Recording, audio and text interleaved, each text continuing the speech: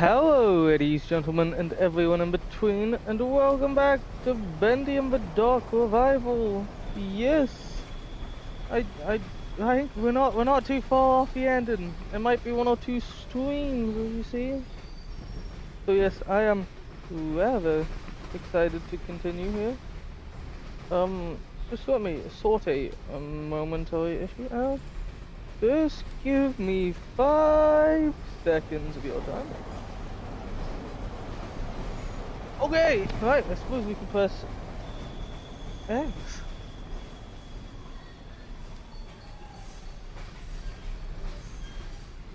Where are we going? Right. My wrench. This place isn't as safe as it once was. Yes, go Wilson. Holy shit, what the fuck? You tried to kill me. Sniper. Wilson! Where did you go? Where did Wilson go? You lost Wilson. Anything in the bins? No, there's nothing in the bins. You were trying to kill me out here. Should I explore or should I follow Wilson? Okay, I love exploring. Bin.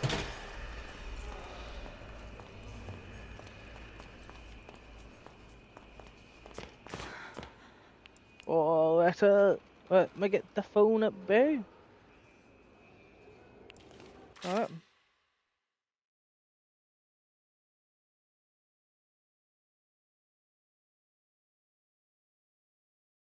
Yes.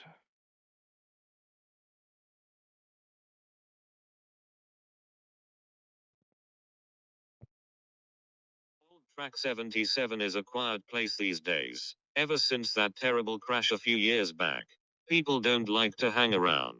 Too many strange things keep happening on this platform. Last week, one of the railmen told me they had had reports of some train going through that wasn't on the schedule. There were figures standing in the cars, staring through the windows, but it never stopped to let no one off. Just kept on going straight through. Some say it was the Silver Lane Express, the train that crashed. Kitty Thompson.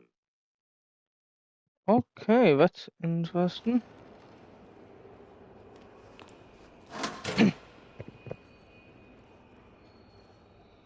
So a train that wasn't supposed to be there. How interesting.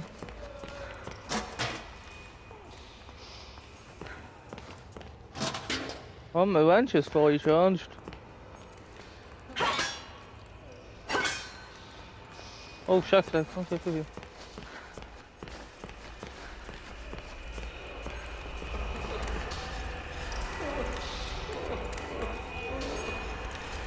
I'm sorry, mate, I can't help you there. Go on your own.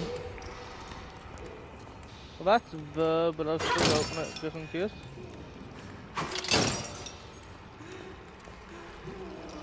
Oh, that's a bin. No.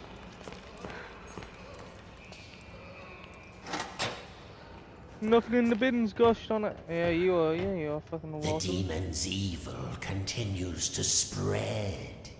This world has begun to shudder.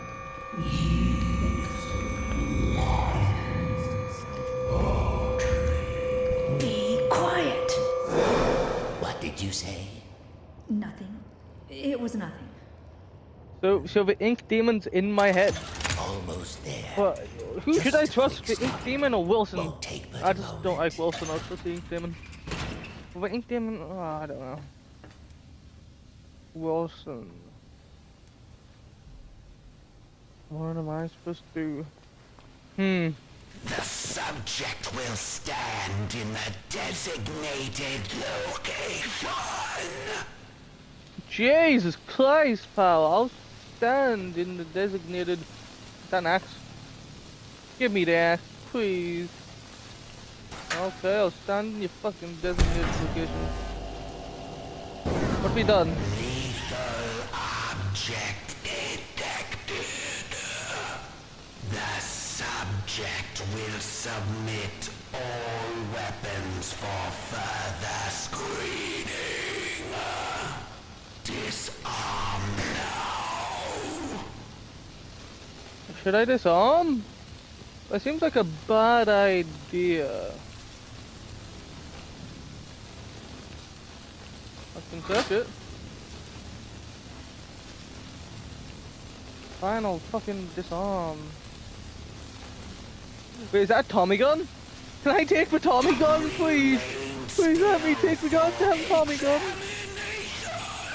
Please give me the Tommy gun.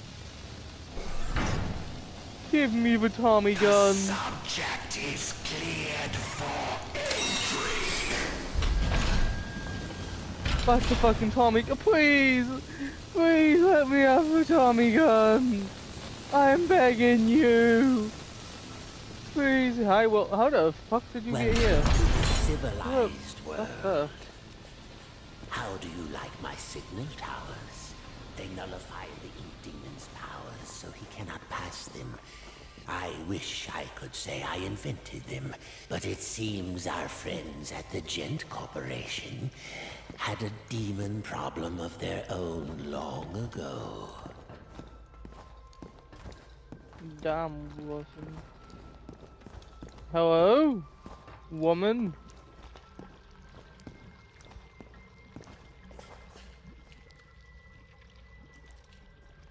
Is that your wife or something?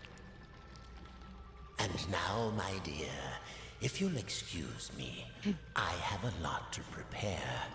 We'll talk later, I promise. Besides, you must be very tired. A quick rest will do you good. Betty will show you to your room. She's up, my Betty? housekeeper, among other things. You Your housekeeper. never actually Your killed the wife. ink demon, did you? No, he's too powerful to destroy. So we sealed him away, trapped him in a different form.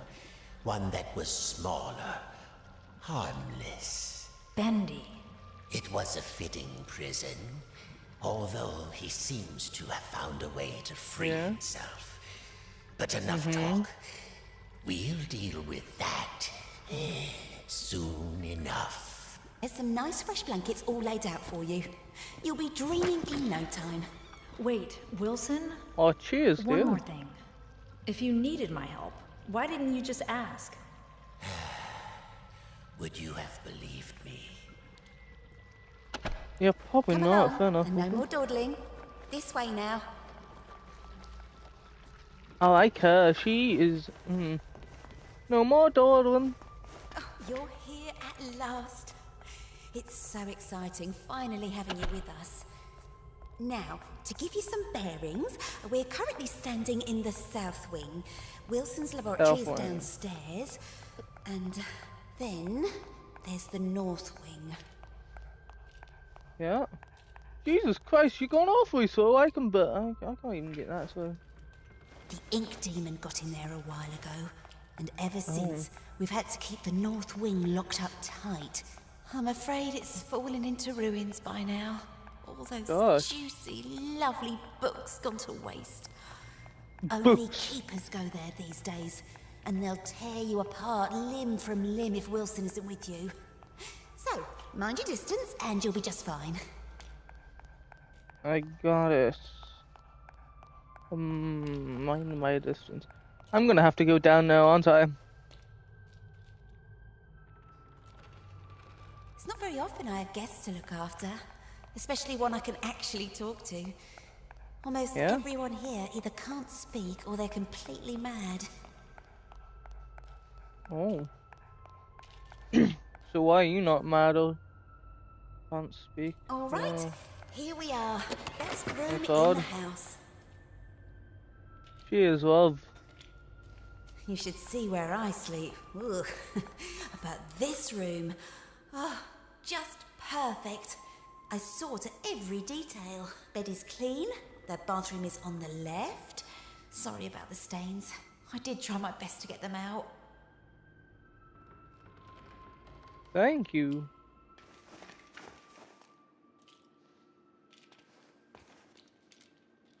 Bit of privacy, please?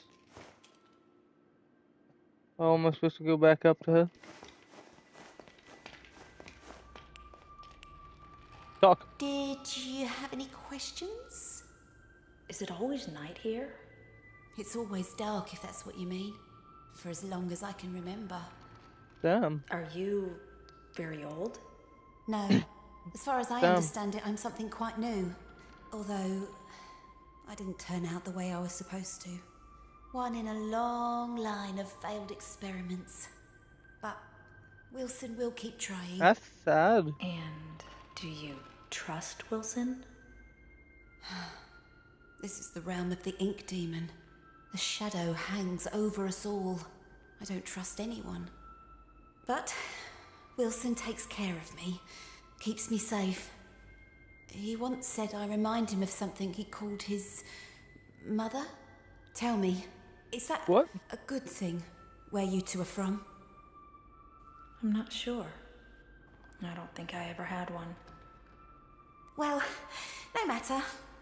Now, I was told to make sure Oh you get my some God. sleep once you got here. So get nice and comfy Does and Wilson relax. have mommy issues? I left something on the table that might just help you nod off. It's my own recipe. Works very fast. Just follow the instructions. Carefully. Thanks, Betty. Of course. Cheers, Betty. If you need anything else, I'll come straight away.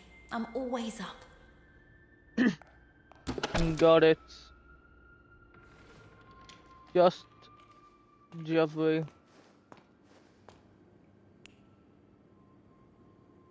Stuffed to bits I am. Can't even get in fucking bathroom, can I? Fucking hell.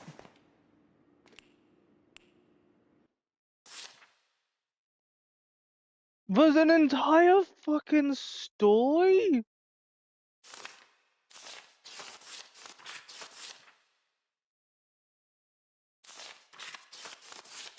Oh, there's so much reading. Oh, I'll read it later, okay?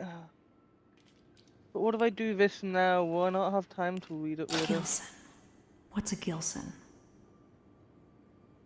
You fucking tell me. I don't know what a Gilson is.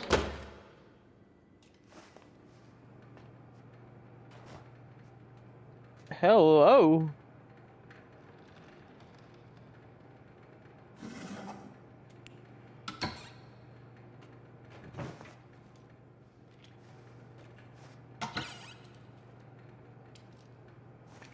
What's that toilet?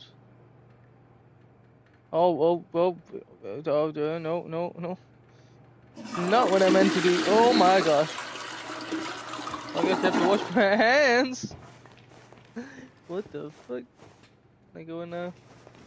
What the fuck am I looking for?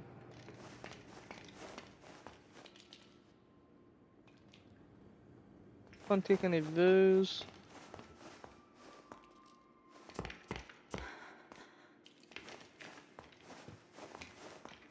Wait, oh.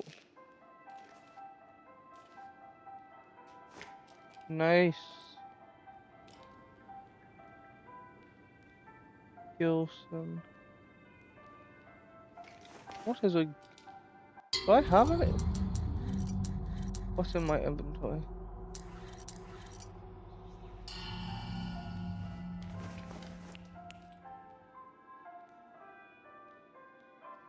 Oh, do you reckon I should take a shot at the story? Oh, take a shot at the story.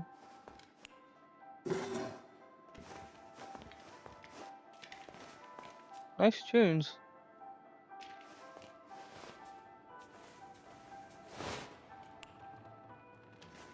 Sit. Am I supposed to go out here? I don't want to go out. I might have to go out. No, what? Fuck it, we're reading a story. I don't care how long it's gonna take. I want this story read.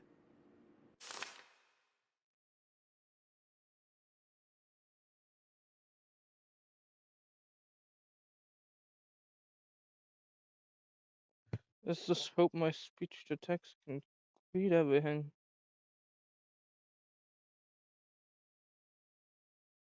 No, I don't think it can. Let's see.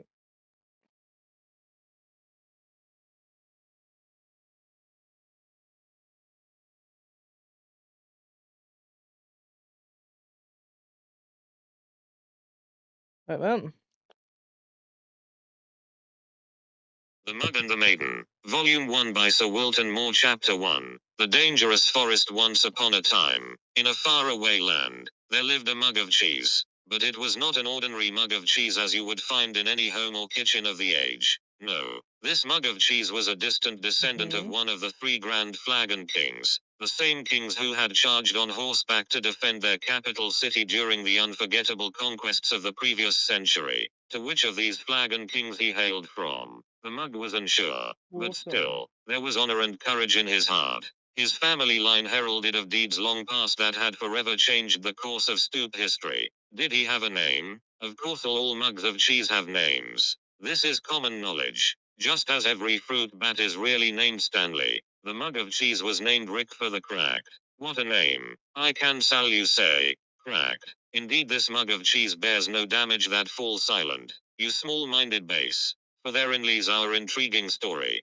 Let's begin at the beginning. It was a hot, winter day in the forest. One of those days where everything is dull brown. The lake was still, the birds had shut up, and the trees were but sticks in the overcast sky, save for a lone pine that skimmed the clouds above like a painter's brush. It was on this day that Mr.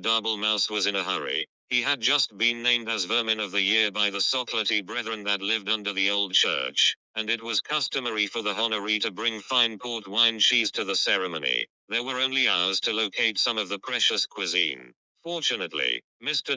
Mouse knew exactly where to find it, the dark cellar below the governor's castle. But unfortunately, as he approached the loose plank of wood in the old wall, he failed to realize that the heavy rains that had come during the night had passed moisture into the plank, making it fo heavier than usual. What could add the the well bit of the plank and his auto laid the body only halfway through, but it snapped back down, crushing him flat. God, this is gonna take a while.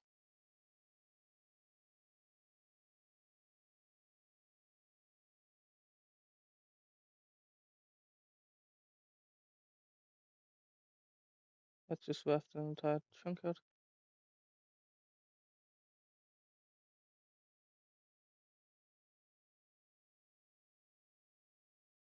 Let's see.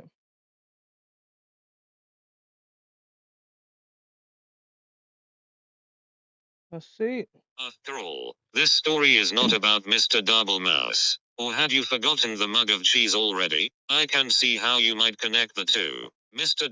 Mouse was, after all, looking for cheese, and we were talking about a mug of cheese just before. Sadly, I must inform you that there is no relation between Richter the Cracked and the rodent who is now nothing more but smooshed guts inside the wall. Except that there is. For it was the death of Mr.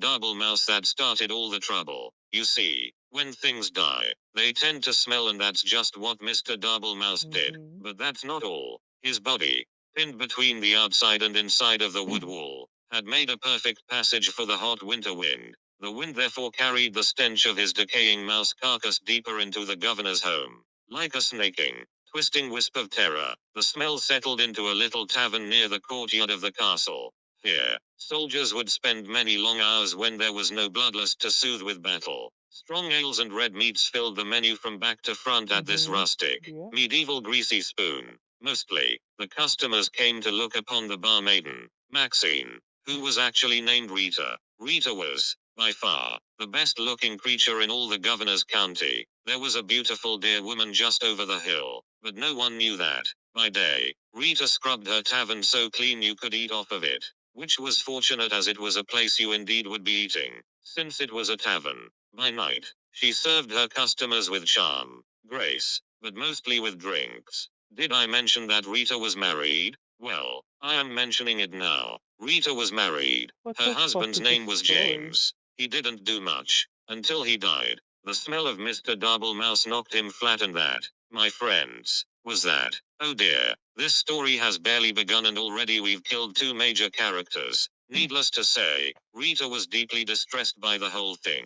But 20 or so minutes later she realized she couldn't mourn forever and went to buy some cheese. Oh yes, don't worry, dear reader. This time the mention of cheese will probably guide us to meeting our focal hero of the tale. Also, this is a good time to start a new chapter. What the fuck is this story? Gone completely off topic.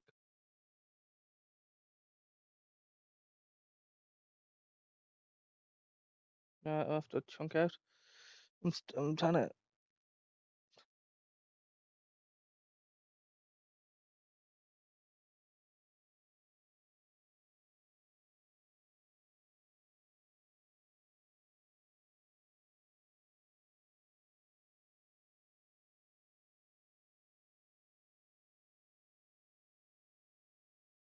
Let's see if this works.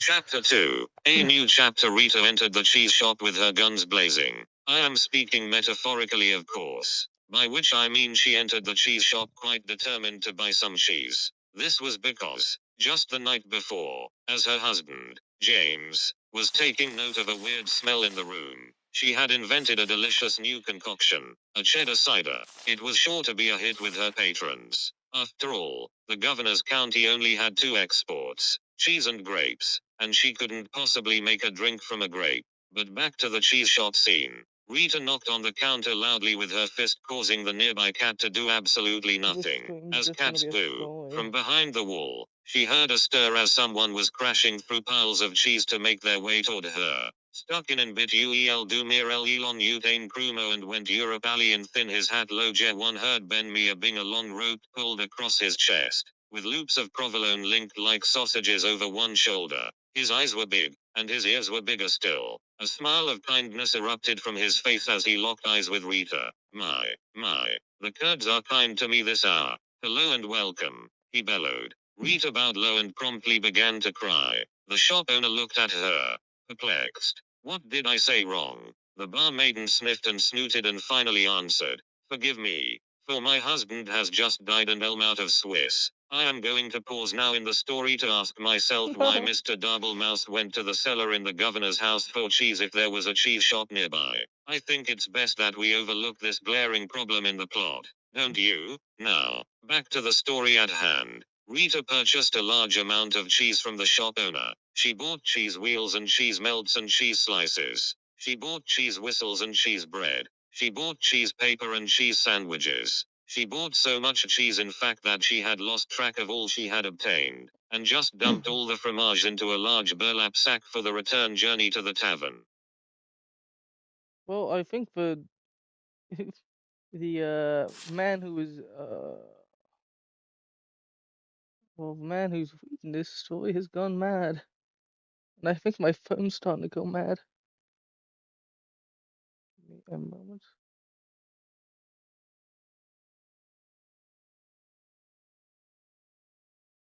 Let's see if that works.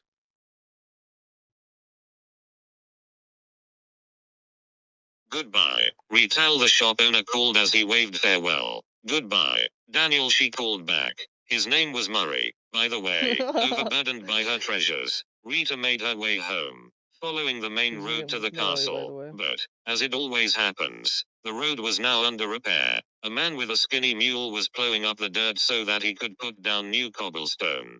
4 of his associates were standing by watching him. The lob would only take a few years to finish, but Rita was in a hurry, so she followed the detour sign that told her to take a different road to her left. Unfortunately, no one could read in the governor's county, so she went right instead. This mishap took her deep into the forest where absolutely nothing of interest happened. Except something of interest did happen. As she Wow. trotted on through the forest, her sack of cheese weighing her down, muttering complaints all the way, little did she know that danger lay just ahead. This danger was cunning and dangerous, and had one of those out-of-place eyebrow hairs that drives you nuts when you're talking to someone who has one. This danger we will call Bernard, the big ugly lizard man who wears a blue cloak. Wow. Bernard didn't often have visitors in his house. This was because he lived outside, Also, he was rather fond of human flesh, which made him very unpopular. So Fuck. obviously, you can see the drama unfolding here. The beautiful, but tired,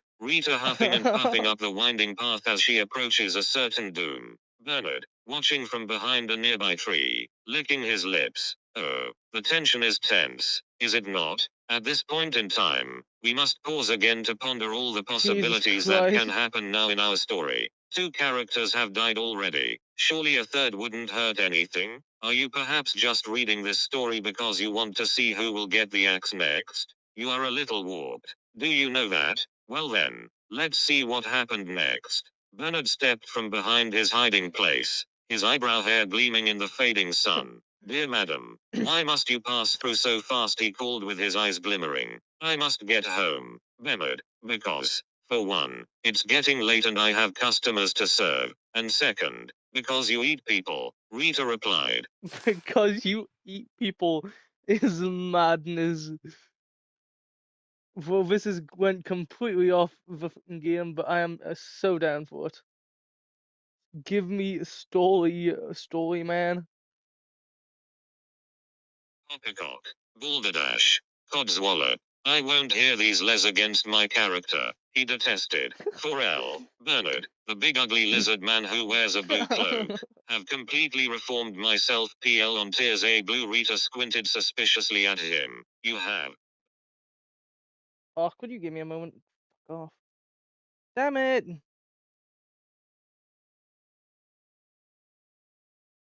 Someone fucking rang me. Give me a moment. I'm getting it back up. Everything fucked off. Right, I think I was here. We just got to here. Here. Rita squinted suspiciously at him. You have. Bernard put a hand to his heart. I have. I no longer prowl or pounce. I won't attack or bouncel. I will not kill or maim or tear. I won't crush or even bite you anywhere. I promise I won't devour anymore. My gosh, you've Damn. become a bore. If you aren't going to be the danger in this story, then Elver come all this way with 100 pounds of cheese for nothing. Rita grumbled. She boosted her sack further up her shoulders and turned with an angry grunt. But Bernard waved after her in a panic. Wait, it's all a ruse. I intended to eat you, dear woman. I swear it, he cried. It's Wow. all a trick, you see. A new angle. It worked on some guy yesterday. Oh, please stay. Rita sighed. Her strength just about gone from the long adventure she had taken since she left home that morning. She turned back to face Bernard. All right, she said, but your part in the story better led to an unexpected turn of events. Oh, it will. Bernard clapped and waggled his clawed finger to motion her to draw nearer. Just wait until the next chapter. Oh my fucking god.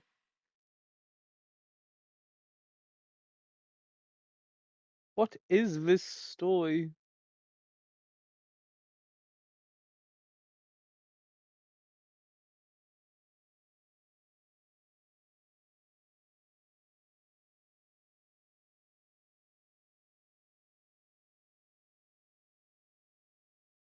Chapter 3. The next chapter all looked quite dire for Rita. Bernard had her within his grasp. Surely it would just be mere moments before his jaws collapsed upon her head. Oh, what a horrible end for Rita. Needless to say, I am worried for her. But, as luck would have it, miles and miles away, 20 years earlier, something amazing happened. 2 mugs of cheese, a Gouda and a mozzarella, welcomed their first son into the world. I don't think I need to tell you his name. It was Dave. No one liked Dave. After that, their second son came forth. Richter the Cracked. Just called Richter at that time. Richter spent his early life stealing cowbells and putting them on skunks. This way, people always knew when danger was nearby. Needless to say, Richter was one smart MUO of cheese. But all could not remain perfect forever. And suddenly, the great skunk famine began. Richter found his world in array and he sought a new purpose. Fortu we boated to the head of hat in account for Dilguta Ain Shen I led in sea not a de Yuano the Oyi Cod Rune. King's adventures of Richter began. He braved deep dungeons. He slayed the great beasts. He climbed the highest mountain peaks till he sailed around the world despite the fact that he didn't own a boat. Richter was truly the stuff of legend. But did I mention the curse? Yes. Fair readers, there is a curse. A fiendish and terrible curse. One morning, while Richter was in the governor's county, he came upon a witch, named Witch. This witch had just pulled a pound cake from her oven where she then proceeded to start ingesting it, right there on the front walk of her home. At once, Richter knew this creature was pure evil, eating cake this early in the morning, and without ice cream. This was truly a fiend that needed to be vanquished. What the fuck is this story? Kid, this early in the morning, it must be a fiend.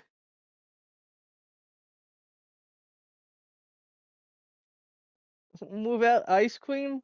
How fucking dare you, you fiend. Richter jumped her fence and pulled his sword. Oh my Would you god. like some pound cake? The witch offered. It looked quite delicious. Richter would not let himself be seduced into early morning cake, so he approached closer with his weapon at her throat. The witch began to sweat, with a mouth What is full of this? crumbs. I also make a mean scone if you want to wait. Now no gentleman or gentleman could refuse a good scone. So Richter withdrew his sword and patiently waited for the witch to create these new buttery pastries. But what he didn't know was that the witch accidentally had bumped her table and had added within the mixture a vial of cursed liquid. See, I told you there was a curse. You were fair warned. Oh The my moment god. Richter ate of the scones, he fell into a deep sleep. The witch, baffled, finished her cake and proceeded to get a civil service job in a nearby town. As the years What rolled the by, fuck? all that remained of the witch's house was carried off by elves and her garden became overgrown. This left only Richter, asleep in the forest, with no end to his dreaming in sight. But the story thankfully does not end here. For, as luck Jesus would have Christ, it, I a wish it giant would. man covered in cheese, with big eyes and big ears, wandered past the sleeping mug. In case you've forgotten, this was the cheese shop owner, Murray, sometimes called Bill. Unable to resist cheese of any kind, even a mug of the stuff, Murray took Richter to his shop and set him on a shelf.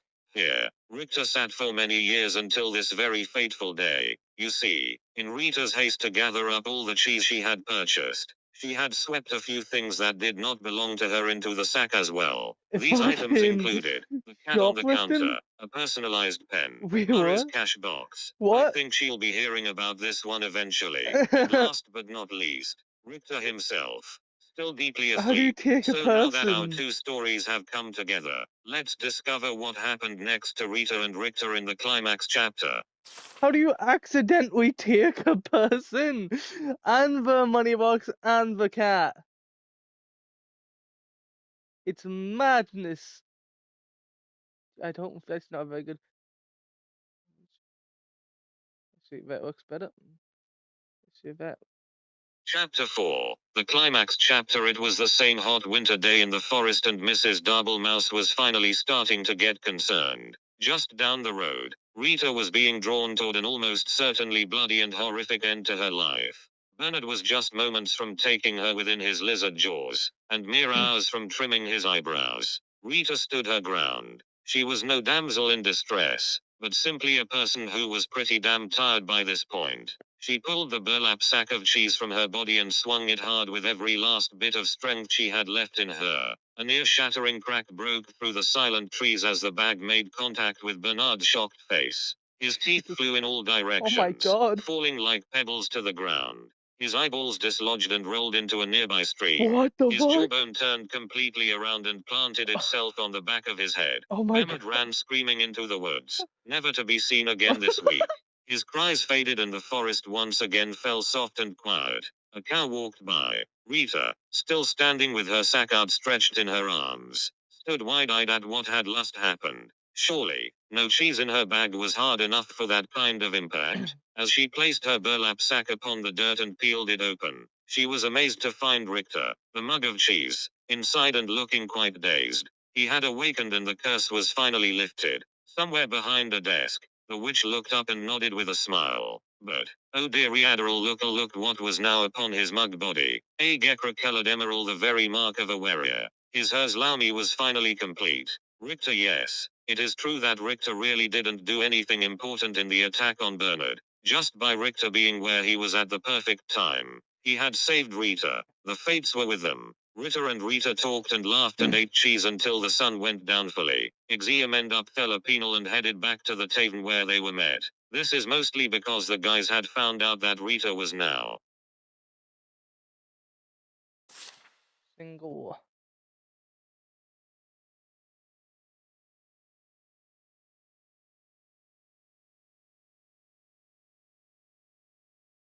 This story's batshit insane.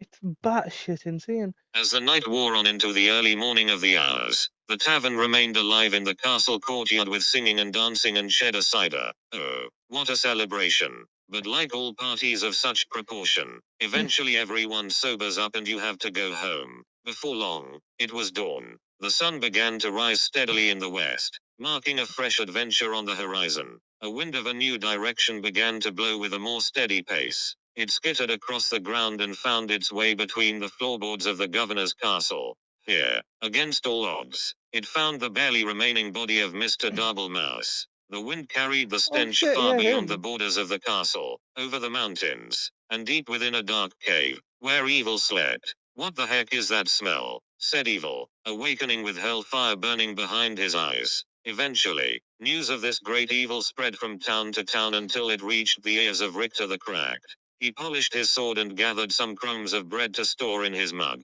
Wearing his best expression of courage, Richter once again set off to conquer the day. His story was not yet over, but for now, dear reader, we return to our own lives. So let us end this tale with one closing thought. Shall we? Be we cracked, or small, or even dead, there's always a purpose to where we all are led. Be brave, and strong, and lest we forget, fate isn't quite done with any of us just yet. What the fuck was that story? I need a cough. What? That was so. What the fucking. What the. What? What the bloody hell? What am I looking for? Something G. I'm fucking. I'm so confused. Can we get more stories of Richter? No, I can't just break into someone's room.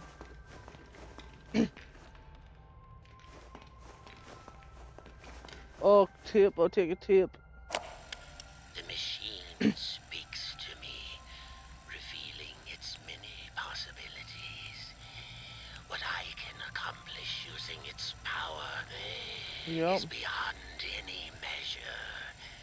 Life got it. and death can become a thing of the past.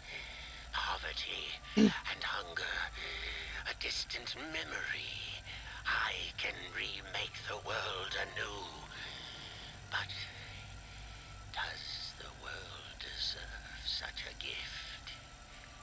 For now, I have bigger matters at hand. A man in a black coat came asking at the front desk about the machine. Said he was from the Gent Corporation. Fortunately, the receptionist knew nothing, Oh, damn. and he left quietly. Later, I found his name on the sign-in form. Mr. Alan Gray. Alan Gray. Neat. I'm still trying to get my head over what the fuck that story was. That story was a fucking doozy.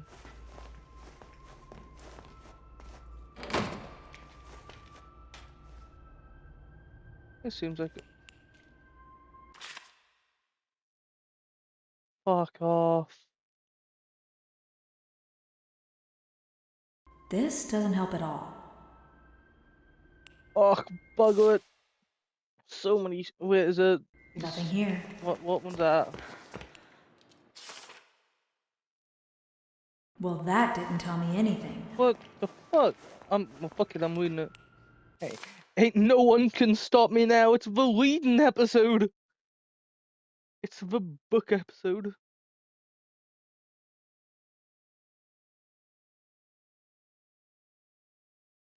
Okay.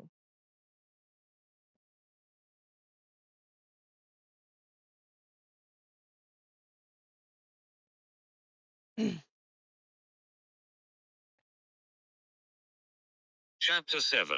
Spatial displacement of unknown elements. Let us imagine a long wire stretching between 2 points in known time. We will call this length of time the euphonic base. From here, we can dispel all needs of societal normalcy and all typically understood junctions of the world we know as the Jesus, that was present. bad. Once Sorry. the euphonic base is achieved, it creates a shared understanding that there must be space around the wire that is not the wire itself. This space, a Cromley vacuum, could be in itself a host to many wires, running in as many directions as we can perceive. Using a vessel of flow, a flux break, Give me a we second. can escape from our This doesn't help at all.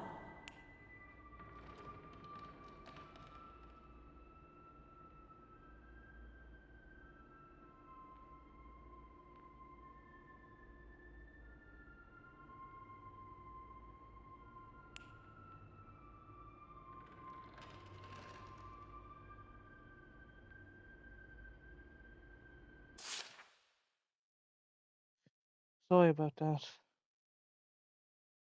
Oh shit, where was I? I was,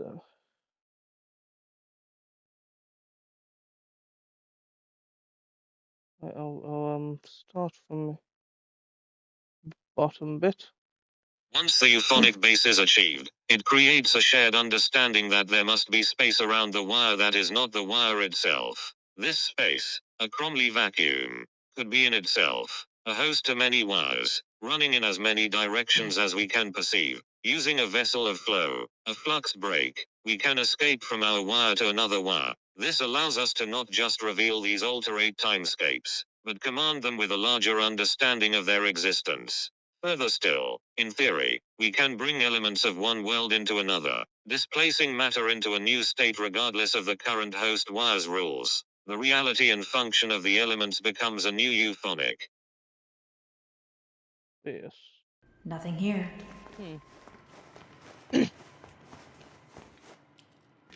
Fish. Yes.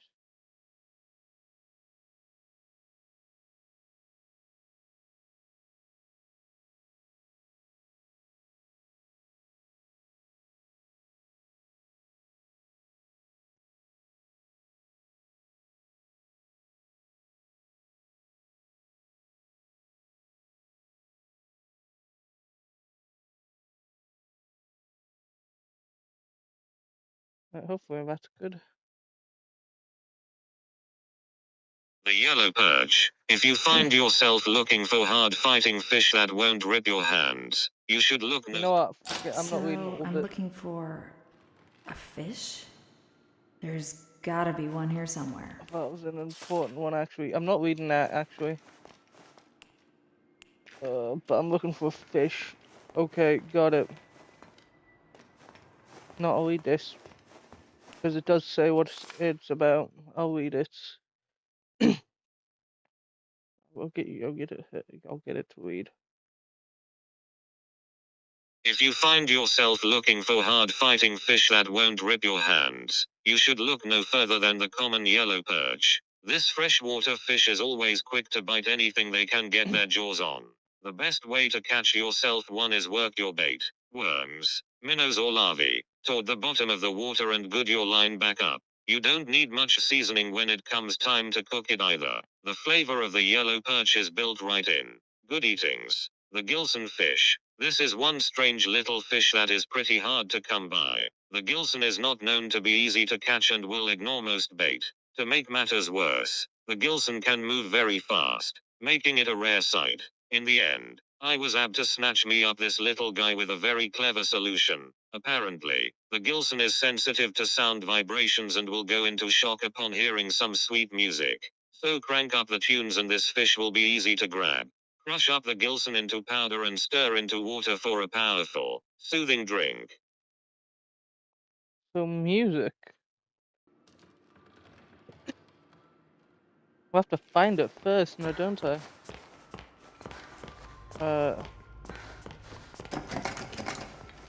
So many books, I can't be bothered reading them all. Well, that one's targeted. What do you have that? Okay, nothing here. Nothing. This is where I came from, is it not? Yeah, no, I'm not going now.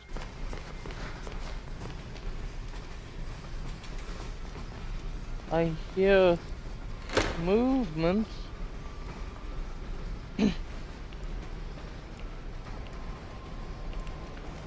Oh, okay. Now that's a fish. Ah, he's too fast. Okay, I get it. I play music. Maybe if it was closer.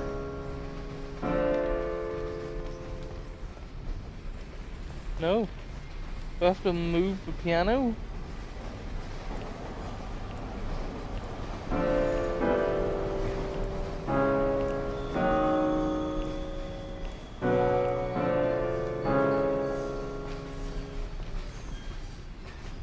No. What does I do? Do I move? Move this shit. No, keep moving. That did it. Looks like the fish is asleep. Got ya, motherfucker. Gotcha. Gotcha, Get away motherfucker. from me, you little stinker. That is weird. Hello? You can't call red-handed, I mate. forgot the Gilson again, didn't I? And there's some already ground up in the kitchen too. I'll bring it up to your room straight away, shall I? Oh, and maybe you could put Harold back in his tank. He does so hate the dry air. Sorry, Harold. Sorry, pal. we just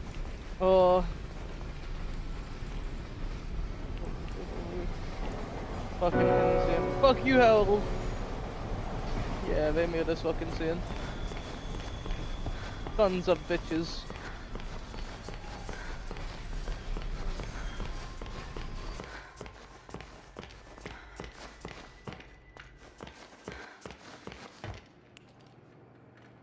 So, how do I make it though?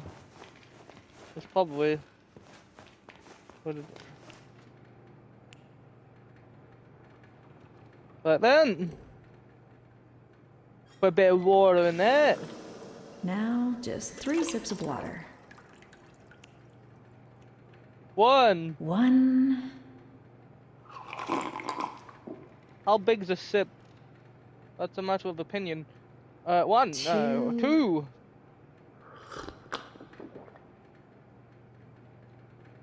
3.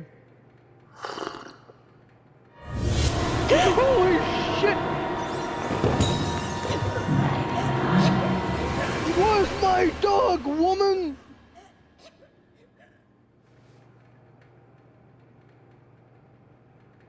God damn it, Alice. Taking fucking balls from me last game. I'll get my goddamn revenge if it's the last thing I can do.